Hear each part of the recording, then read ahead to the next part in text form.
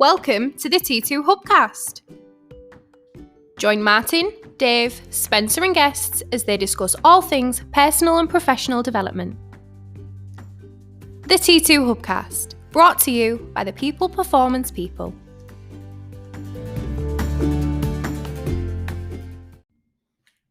So welcome to the T2 Hubcast with me, Martin Johnson. And me, Dave Pendleton. Dave. Martin. I'm going to pretend we haven't had technology issues. What technology issues? Oh dear, technology, eh? So, Dave, welcome back to the T2 Hubcast room. It's been crazy busy and we're not getting in with the frequency we would like. I think that's fair to say.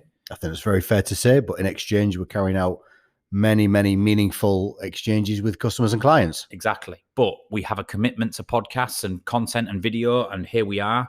And we are going to talk about something that's hot at the minute in terms of working with teams, working with leaders post-pandemic as we reintegrate back into a sort of semi-normal way of working, mixture of remote-based teams, on-premise teams, hybrid workers. Everything's changed, which is fantastic, and we like to evolve and we like to move forward with the times.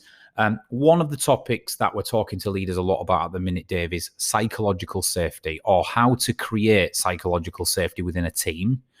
But more importantly, why psychological safety is one of the most influential factors on productivity, performance, and engagement. So we've delivered quite a lot of this recently, Dave. And for anybody out there, let me just set the scene on the definition of psychological safety and where it comes from. So the term was coined by Amy Edmondson from the Harvard Business School, who did some research into what made teams productive. And this is the definition of psychological safety. Psychological safety is a sense of confidence that one will not be punished, rejected, or embarrassed for speaking up. And it sort of is backed up then, Dave, that in 2012, Google, who we all know, launched the world's largest study into team performance, which was called Project Aristotle. The aim was to find out what made the most successful teams successful versus the sort of mediocre teams versus the underperforming teams. They analysed over 100 different teams across the organisation in separate areas. And what they found was a lot of the common stuff came back, Dave, with the top performing teams, like goal setting, clear vision, good culture, clearly defined roles and responsibilities, all that good stuff. Yep. But what they did find in Project Aristotle was that the number one contributing factor to a team's overall performance was when the group had psychological safety. When people weren't afraid to contribute, to speak up, to be honest, when they didn't fear repercussions or reprimand over actions and thoughts and feelings, right? It really is important. Now, I'm going to bring you in a second because we've been doing some work on this. We've conducted our own research here at T2 into psychological safety. We've got our model. It's very much built on two things: trust and freedom. When human beings have a level of trust and a level of freedom in what they do, they generally feel psychologically safe.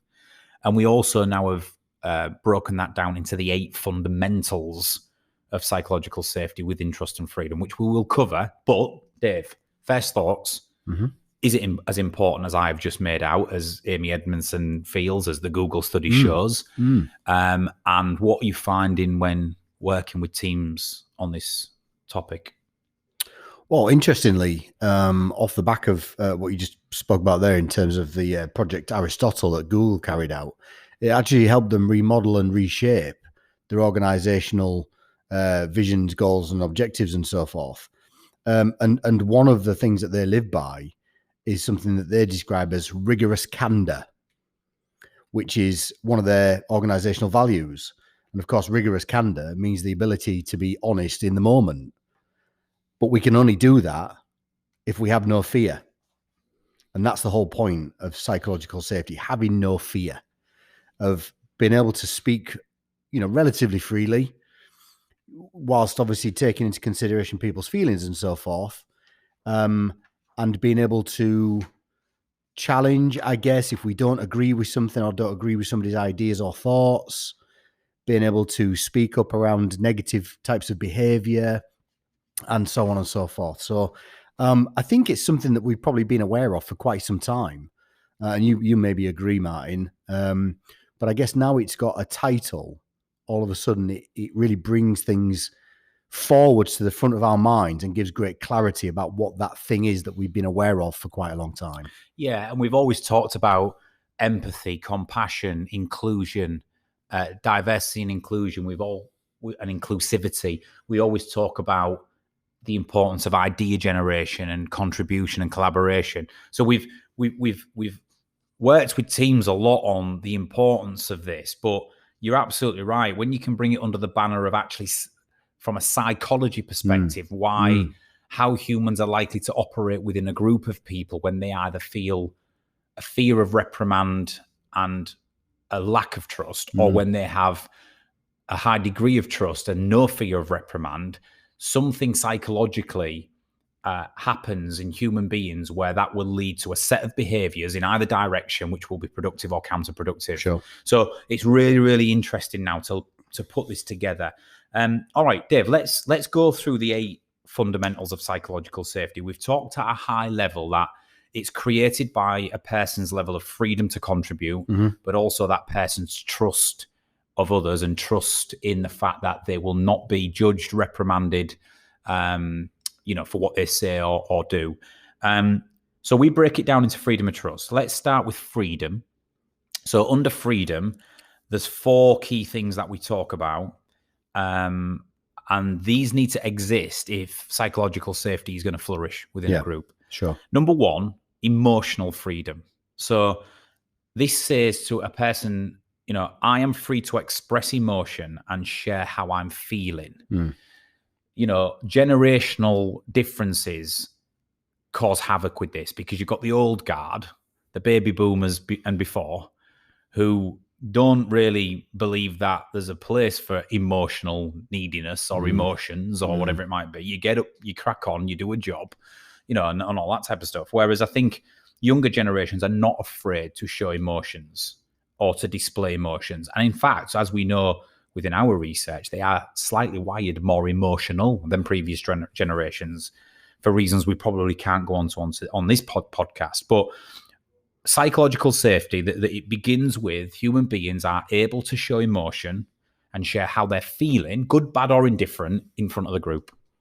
Yeah, 100%. And of course, what you say there about generations is hugely important. We talk about generational difference quite a lot in the work that we do.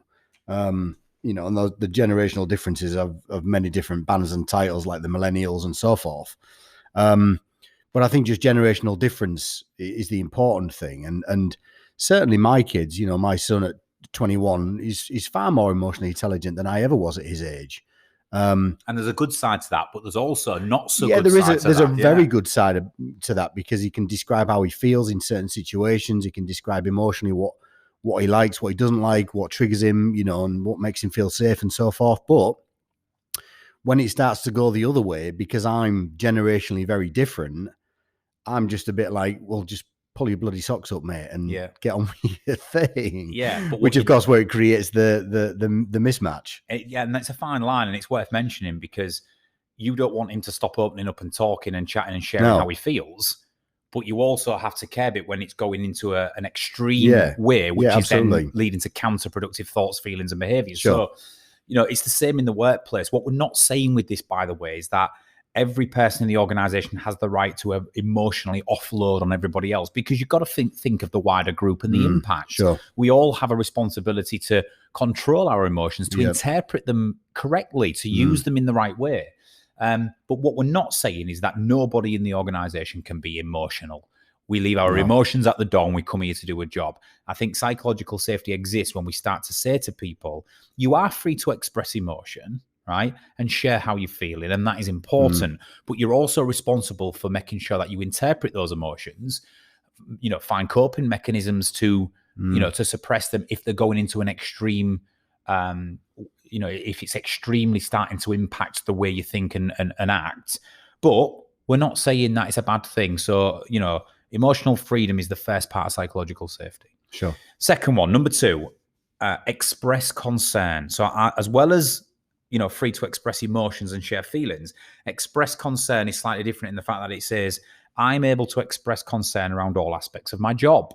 So if I don't agree with something, if I'm struggling with something, if I don't have what I need, I'm free to express that without that coming back on me as for any reason that I'm moaning or I can't cope or whatever it might be. Now, again, there's fine lines with all of these because we do get those people in workplaces, Dave, who are closed loop thinkers. The world's against them. They are victims and they have no accountability for themselves. What we're saying here is you'll generally, as long as the balance is there, people should be able to express concern around aspects of their job without the fear of repercussion. As long as it's legitimate, healthy, and we can either address those concerns or support those concerns as a leadership team. Yeah, absolutely. And I think for me, this is about where it hampers progress. So if there's something that's causing me a lack of progress, I need to be able to speak up about it. Because if we just all express concern all the time, it would just turn into a moan fest.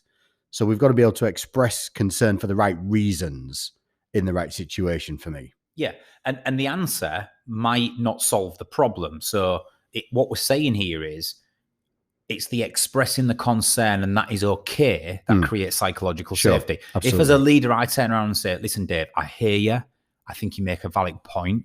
But for these reasons, it's going to present a challenge to do anything differently or to change this. Sure. So how can we get resourceful and do something different? As long as you are heard and it's okay for you to express concern, that is the psychological safety part. It doesn't mean to say that we can fix everything or change everything. Sure. It just means that we don't operate an organization where you say, listen, I don't want to hear it, Dave. Stop moaning. No, exactly. That's what this number 2 says. Yes, right. It's been heard and considered. Exactly. That's the important thing.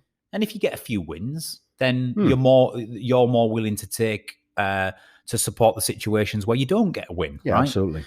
Number 3, I think this is really important as well. It's idea generation. So a level of freedom will also start to flourish in an individual when their ideas are welcome and considered. So this is not about just expressing concerns about the job or emotions. This is about, I've got a new idea. I've got an idea how we can do something completely different or radical or bring something new in. I'm seeing something that you're not.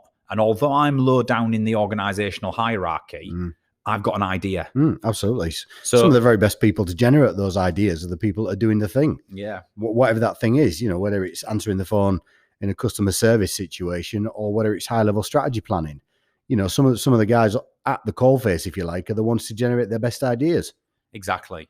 And that's really important for psychological safety because people get great fulfillment and feel part of a group when their ideas, and again, like concern, it doesn't have to fly all the time. Your ideas don't have to always get the budget and the backing and they come to fruition. But being acknowledged and being able to throw ideas in the pot and suggestions and contribute meaningfully is really important. It is.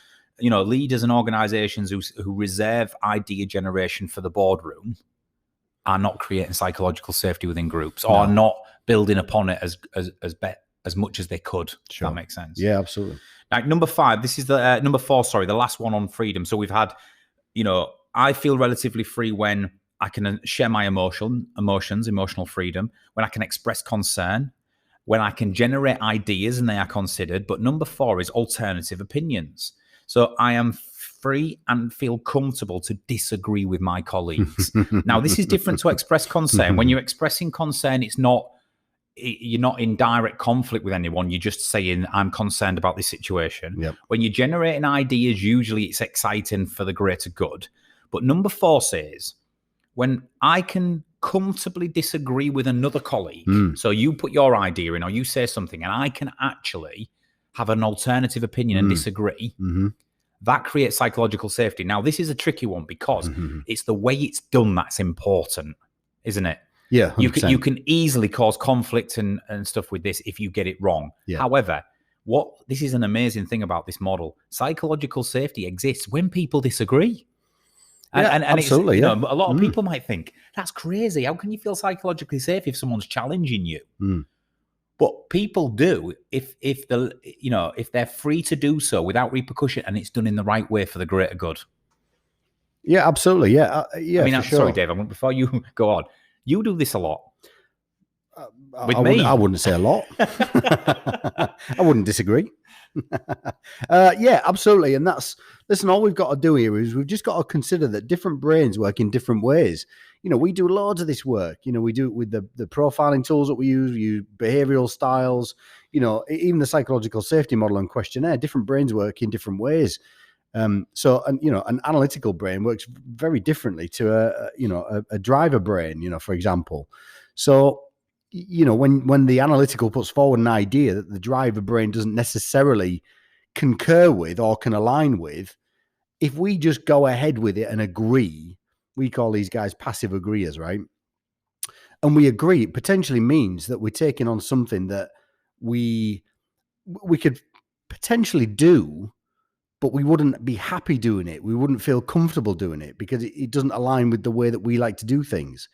So having the ability to disagree, to share why we disagree, is really important. But for me, the next bit is the crucial bit. It's about why we don't agree and what we might be able to agree on is what makes it constructive and positive as opposed to just negative and destructive. Because just disagreeing all the time makes you a disagreeable person that nobody wants to work with. So if you are going to disagree, you've got to be able to say why you disagree and actually what might make it into something that we could both agree with. Yeah, absolutely.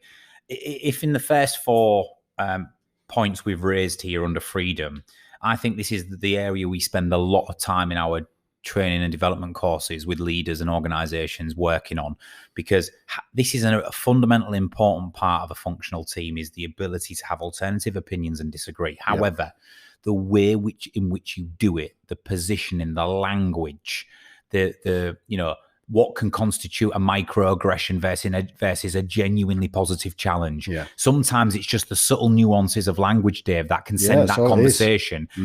So for example, if you want to disagree with me in front of the group and you say, Martin, can I just challenge you there?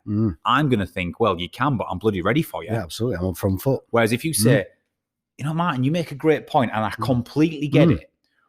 What if we looked at it from this perspective? Yeah, absolutely. I'm already then going with you in this conversation, right? So there's very subtle nuances and language which would constitute, a challenging, healthy debating discussion versus a personal, absolutely, like attack type discussion. All right, so it's really important. But let me just recap this before we move on to trust. The first 4 fundamentals of psychological safety, all under the category of freedom. How free am I to contribute in my organization or team?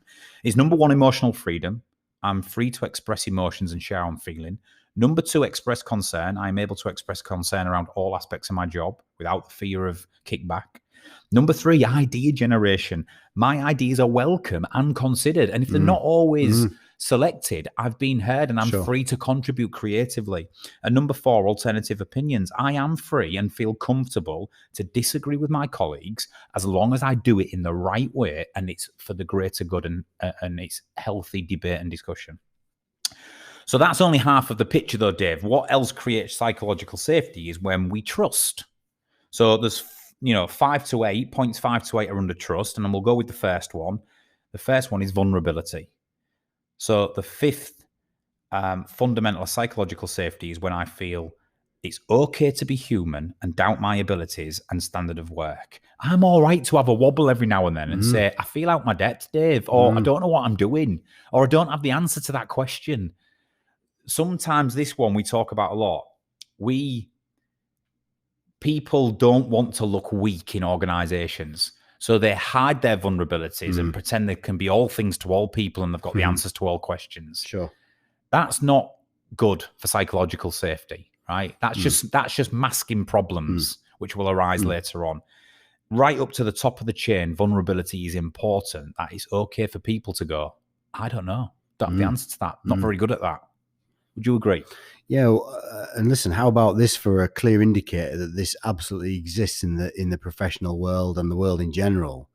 How many, and this is a question for you, how many one-to-one coaching sessions have you carried out at high level where people have explained a scenario that they're not quite sure about and don't really understand the terminology, but instantly you recognize it as imposter syndrome? Oh, I mean, the word imposter syndrome seems to come up all the time. And it comes up the higher up the chain you get. Doesn't it? Yeah. So Absolutely. that is a very clear indicator of the inability to demonstrate vulnerability. It's not okay to be human. I cannot demonstrate or illustrate my weaknesses in this role. Therefore, I create my own doubts about how people view me and my capabilities. So therefore, I have doubts about myself that are only generated by myself. It is. The biggest contributing factor to imposter syndrome is your inability to be vulnerable and admit that you're not great at everything. And as a leader, when you act and behave like that, and therefore you set the tone within a team that we can't look weak, we can't be saying that we don't know what we're doing, right? Then you create a team of imposters. Right. And when you have a team of imposters with very low psychological safety, people will hide mistakes. People will put things under the carpet. People will become devoid of accountability. All the things that will then hijack your ability to actually be productive as a team, right? Sounds like you're describing sales teams. Yeah, exactly. Exactly. So it's that was a generalist statement, by the way. Yeah, no, absolutely. I'm an ex-salesman, so I've hidden loads of stuff under the carpet in my career. But the point being is, vulnerability is the one thing that's not human because we don't like to look weak. We're in survival mode and we don't like to admit it.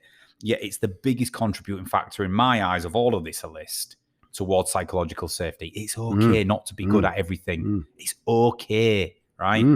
Okay. Well, you think about how much organizations spend on tools and processes and people and reviews and so forth to try and highlight people's vulnerabilities in the workplace by observation or measure.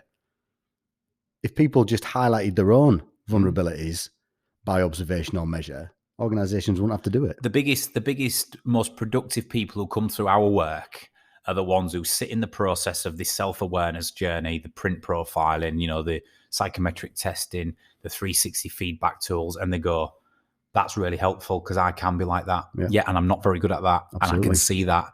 It's like that, and then there's the other people who shy away from it and put the shield up and try and counter-argue, and you're thinking already that is part of the challenge, your inability to be vulnerable. Now, Dave, I'm just going to move it on because we've got 8 minutes left, and I want to make sure we do the last three justice. They're all interconnected. So number 6, discuss mistakes. This comes under trust as well. We discuss and learn from mistakes without judgment. We focus on the solution, not the problem. So if in the first 4 segments it says around able to express concern and have alternative opinions, what this is saying is when mistakes are made, we don't bury them. We don't overly focus on who's to blame and what the problem is. As a team, we own our mistakes, we put them on the table, and as a group, we discuss, moving forward, what can we do differently, and what did we learn from it? This is largely set by the leader, isn't it, Dave? The leader will allow that to happen, or they will be overly focused on what went wrong and who's to blame. Sure. But it kiboshes psychological safety if you take that route. What the great teams do and the great leaders is go, listen, any mistakes, put them on the table, learn from them, discuss them, and we talk about futures and going forward, what we're going to do differently, not who's to blame. Sure. That's really refreshing, Dave, isn't it, when you've got a leader who allows that to happen. Yeah, it is. Yeah. And, I don't want to keep coming back to the previous point, but that can only happen where people feel as though they can demonstrate vulnerability. I made a mistake and it's on the table, so let's talk about it. It's all linked. Absolutely. If you're willing to be vulnerable, you're more likely to table mistakes. Yeah. But then vulnerability can be quickly taken away when someone goes, okay, I'll be vulnerable. I made a mistake. And then they get vilified for it. Yeah. So then what will happen is then they'll stop being vulnerable. And then the opposite happens. Yeah. So it's all connected. But where leaders and teams say any mistakes, it doesn't matter what happened, what went wrong. Yes, we want to learn from it and we want to dissect it a little bit, but we will always remain focused on what we will do different next time and what we can learn from it. Always, solutions, not problems. And do you think that's generally because the vast majority of people see failure as the opposite of success rather than part of it? Yeah, because as we know in our psyche, we're programmed to survival. Away from pain. And generally the way traditionally a lot of cultures and organizations have run is that failure is bad. Bad results are bad. Absolutely. Good results are good. Yeah. So, yeah, we're wired to be able to do that. But where we can tip that on its head and say it's an important part of the process, Absolutely. that's what great teams do. Number 7, this was the surprise package of the 8 fundamentals. It's under the group of trust, but it's limited confidentiality. So what this means, Dave, is if I'm in a group or a team, I'm not often kept out of the loop and I feel well informed of the organization's aims, goals, and future plans. So what that's saying is when there's quite an open, transparent team where I'm not left out of the loop, I'm actually involved or I'm aware of what's happening, I feel safe.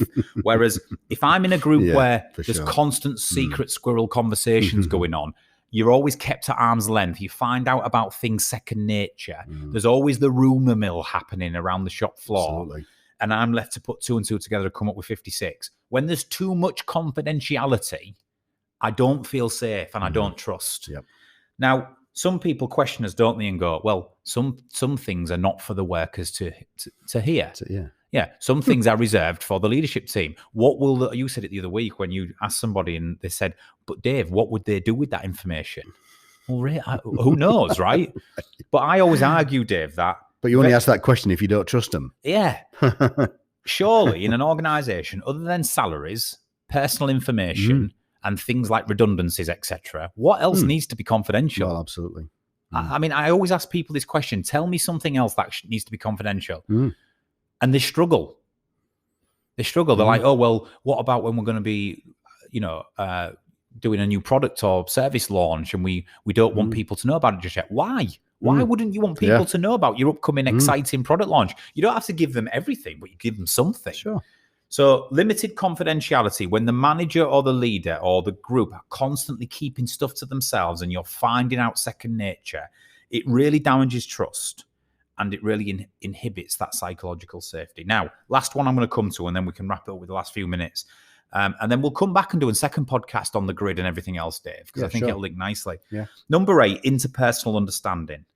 So I know and understand others in my team enough to trust their intentions and their motivations and what drives their behavior and believe this feeling is mutual. So when we get to know each other, Dave, it's all the work we do. Yeah. What's your personality? What are your drivers? What are your motivations? Bit of your personal life. Who are you? How, what's your backstory? When we know each other well enough, we trust each other more. When we have a professional surface level relationship, there's never going to be that deep level of trust. So getting to know each other is really important, isn't it? It's really important, yeah. And I think some of the most eye-opening work that we do is when we take people through that process, because you see these instant light bulb moments that people just get why people are like the way they are. Yeah. So all of a sudden, it's not personal. I get it now. You're trying to satisfy this, or you're just trying to get it from this angle. Yeah, absolutely. Yeah, you're not being hard work at all. It's just the way that you think. Yeah, you're not purposefully challenging all the time. It's just the way you think. It's just the way you're programmed. And once people understand that it's not personal and it's not people being awkward or obstructive or whatever else, it makes a whole difference. Yeah, absolutely. So let me just wrap up this and then we'll record a second podcast, Dave, on advice for leaders and putting it all together on a grid, right? Yeah, sure. But we've discussed psychological safety. We've given you the definition of what it is, and that actually through Project Aristotle at Google, it came through as the number one reason that teams performed highly and productively. They had psychological safety. It's based on freedom and trust. And we break that down to 8 fundamentals. And I want you to ask yourself this question listening to this. Are we fostering this in our environment, or where is our opportunity to improve? Number 1, emotional freedom. Are people free to express emotions and share how they feel? Number 2, express concern. Are they able to express concern around all aspects of their job? Number 3, idea generation. Are their ideas welcome and considered? 4, alternative opinions. Are people free to feel comfortable to disagree with colleagues in a productive way? 5, vulnerability. Is okay to be human and doubt abilities and standard of work. Let's not create imposter syndrome. 6, discuss mistakes. We discuss mistakes and learn from them. We focus on solutions, not problem or blame. 7, limited confidentiality. I'm not often kept out the loop and I feel well informed of everything that's happening. And finally, interpersonal understanding. We get to know each other, what drives us, what's behind our decisions and behavior, and that puts it in a completely different context. And Dave, with 30 seconds left, I think that's a good start. I think we'll come back and do probably episode 2. Yeah, more to come. More to come in terms of talking around how leaders can really lead this and where you might end up on a grid. Definitely. Dave Pendleton, thank you very much. Pleasure. And we'll be back shortly with another T2 Hubcast.